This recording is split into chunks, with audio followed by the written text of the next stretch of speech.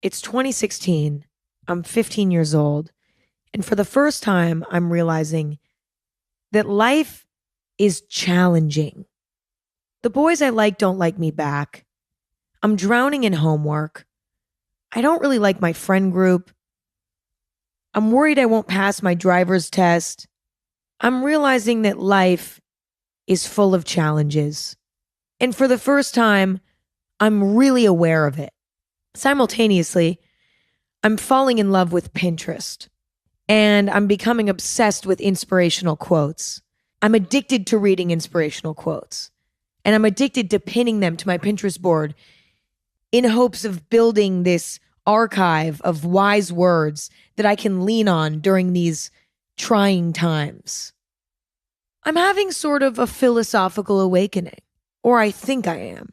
I'm experiencing challenges and I'm seeking answers through wise words. For the first time, I feel present. And being present is kind of painful. Now imagine during this time, someone comes up to me and says, "Hey Emma, what's your favorite quote? What's the quote that you live by?" Now, you would think, because during this time I was going through a philosophical awakening, that my answer would be deeply profound and heavily thought out. Well, my answer would have been, everything happens for a reason. Why would that have been my answer? Because during that time, that quote answered all the questions that I needed answered. My challenges at the time were painfully simple in retrospect. In the quote, everything happens for a reason, applied to all of my challenges in the most perfect way. But at the time, I hadn't analyzed that quote very deeply. I loved it on a surface level. And that was about it. For a long time, I thought I would get that tattooed on my body somewhere. As a teenager, as an edgy teen, I was like, I'm going to get everything happens for a reason on my arm so that I never forget that this is my favorite quote. And I have changed my mind. I will not be getting that tattooed. And I thank my lucky stars every day that I never got a Pinterest quote tattooed anywhere on my body, because I'll tell you, inspirational quotes look really good on the surface, but when you start to analyze them, they usually have some holes. So I'm glad I never committed to an inspirational quote to the extent that I put it on my body. Very grateful. Everything happens for a reason is not a terrible quote because it does comfort many people in many different challenging scenarios. It's not useless. There's a reason why it's a popular quote. But as I'm growing older and I'm reanalyzing beliefs and quotes and mantras that I've lived with for many years, I'm starting to discover the flaws in these things. And I think that that's a good thing, because the mantras that we repeat in our minds, especially during challenging times, are not irrelevant, because what we tell ourselves kind of becomes true in a way. And so I think it's important to evaluate the quotes and mantras and words that we repeat in our heads to make sure that they deserve to be repeated in our heads. Today, I specifically want to touch on my favorite teenage quote, "Everything happens for a reason," because I had an epiphany somewhat recently that this quote is actually very flawed.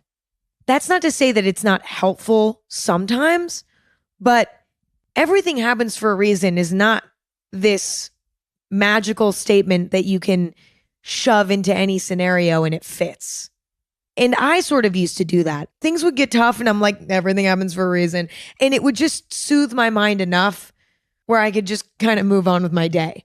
But more recently, I deeply analyzed it and realized, okay, it's not a perfect life mantra. It's just not. And today I want to discuss why. Let's start with what the quote even means. What does everything happens for a reason really mean? Well, technically, It means everything that happens happened because something else happened. Everything happens for a reason in its most technical form is cause and effect rephrased. But this is very obvious and it's not very helpful. Like, that's not an inspirational quote in itself. That's just sort of the law of the universe. In order for something to happen, something else had to happen, right? That feels more scientific than it does philosophical, I would say. As an inspirational quote, everything happens for a reason means bad things happen for an impactful reason. Bad things don't just happen and then we're left in the dust. Bad shit happens to teach us a lesson, to make us stronger, to make us wiser, to allow our lives to fall into place, to shift our direction in life. Everything happens for a reason implies that a positive will always come from a negative. You know, I think this is how the quote is usually used and perceived. Now let's dig into why this quote is flawed. Everything happens for a reason only applies to some situations in life. And this gets overlooked by those who heavily believe in this quote because it's easy to apply it to any challenging situation. Events in life that are catastrophic, life-threatening, traumatic, etc., do not always happen for a reason. And in fact, they usually don't.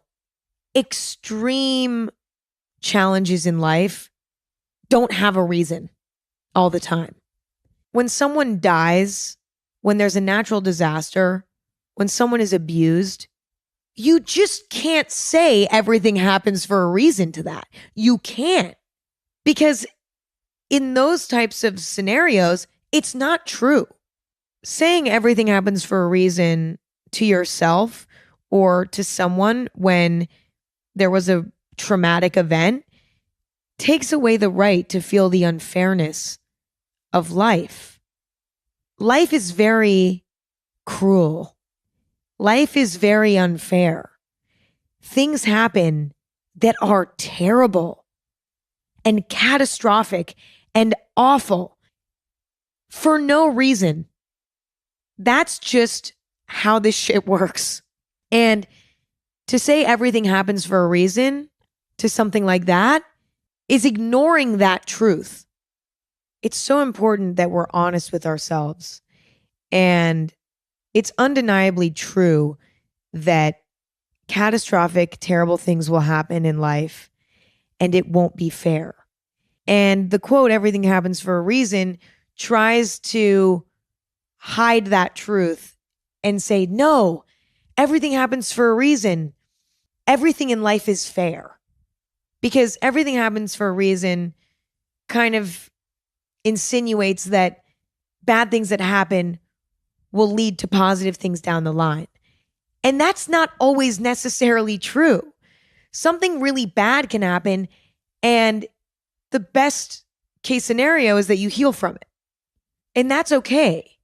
Traumatic events are an inevitable part of being human, and they can definitely inspire growth in an individual, even when they're the most catastrophic, most traumatic imaginable. Those events can lead to growth and a prosperous life in a wild way. People can really turn the shittiest of situations into something so beautiful. But we should never expect that. Sometimes the best you can do after a situation like that is just heal from that situation and then go and blossom as a result of other things in your life. Does that make sense? Saying everything happens for a reason, consciously or subconsciously, puts pressure on the person suffering to figure out the reason why something happened. And that's not focusing energy in the right area. It's much more helpful to focus energy on accepting the unfairness of life and figuring out how to heal and figuring out what your next step is in life so that you can get back on track. Looking for the reason why something happened when it's a catastrophe is torture.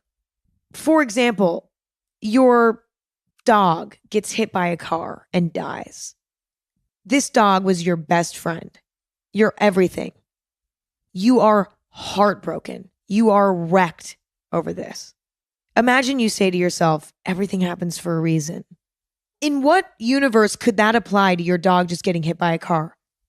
Well, some might say it's opening up the door for a new dog to come into your life, or it's giving you the time to travel because, having a pet makes it harder to travel. It's going to give you time to travel. Yes, but also I have a hard time with that. And there was a period in my life when that's how I used to look at things. And I do think that there is a kiss of positivity in that is good. But I feel like what's healthier is to say, fuck, this is so unfair. Life is so unfair. And to allow yourself to feel that for as long as you need, and then to just move forward in your life and let that situation rest. Does that make sense? Like, I don't like the idea of life after a catastrophic event being positive and being good as a result of that catastrophic event. Who's to say that you couldn't have had those wonderful experiences that you had following the catastrophic event if that catastrophic event hadn't happened? Who's to say that? Do you see what I'm saying? It gets a little dicey when we're discussing catastrophes, death, natural disasters, abuse, things of this sort. It gets a little hairy for me and it doesn't feel right.